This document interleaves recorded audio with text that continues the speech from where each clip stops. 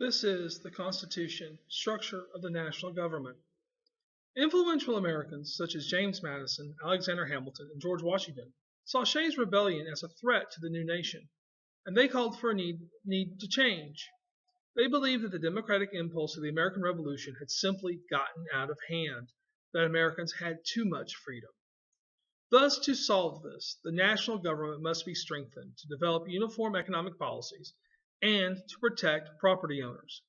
Thus, when the delegates from the Annapolis Convention reconvened in May 1787, they decided to scrap the Articles of Confederation altogether, not just amend it. The first issue that the convention tackled was the structure of the national government. This new government would represent, quote, the people, unquote, but keep in mind of who is in the room, men of wealth.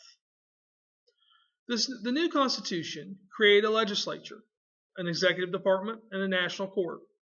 The legislative branch would have the power to raise money or levy taxes.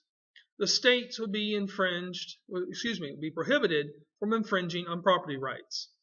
The delegates wanted to emphasize two differences between the new Constitution and the old Articles of Confederation: a proper balance between federal and state governments, and a proper balance between large and small states. Thus, the following plans were proposed as how best to achieve this balance. Alexander Hamilton proposed the first plan. He proposed that the legislative branch be composed of one house, the Senate, and the executive branch be composed of one president. He envisioned the Senate to look like Great Britain's House of Lords. Thus, Hamilton proposed that senators be given life terms.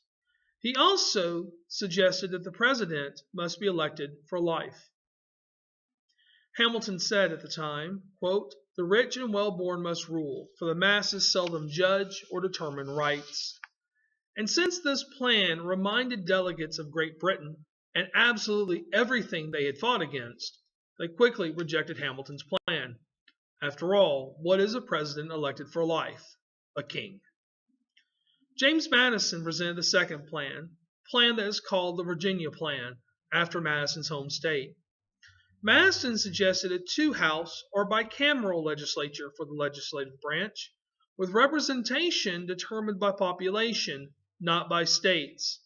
Delegates from large states, such as Delaware, absolutely loved this plan, while delegates from small states, such as Delaware, really do not, because this plan would diminish their power in the legislative branch. Rhode Island, for its part, didn't care. It wasn't at the convention. William Patterson, a delegate from New Jersey, then stepped up with a third plan, an alternative to the Virginia Plan. Patterson suggested that the legislative branch be represented by a unicameral body, with each state receiving 2 members. These members would then be selected by state legislatures.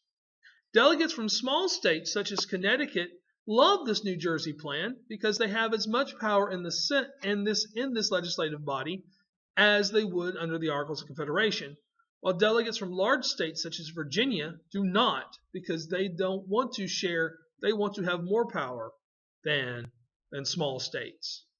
In fact, the delegation from New York was so disgusted by Patterson's plan that they left Philadelphia, leaving Alexander Hamilton as the only representative from the state of New York. The convention eventually decided on the compromise between the Virginia Plan and the New Jersey Plan. This is known as the Great Compromise. In this compromise, the Constitution created a bicameral Congress, such as what Madison suggested, with an upper house and a lower house. The upper house was called the Senate. Well, there's a credit to Hamilton. It was composed of 2 members from each state who served 6-year terms. Senators were elected by state legislatures. This part of the compromise resembled the New Jersey Plan. The lower house, called the House of Representatives, was composed of state delegations that were proportioned according to population. Representatives are elected for 2-year terms. This part of the compromise reflected Madison's Virginia Plan. The significance of this great compromise was that it represented an expansion in democracy from the Articles of Confederation, and it showed that the middle ground could be reached. Thank you for watching this video on structure of the national government with the Constitution, and as always, may the force be with you.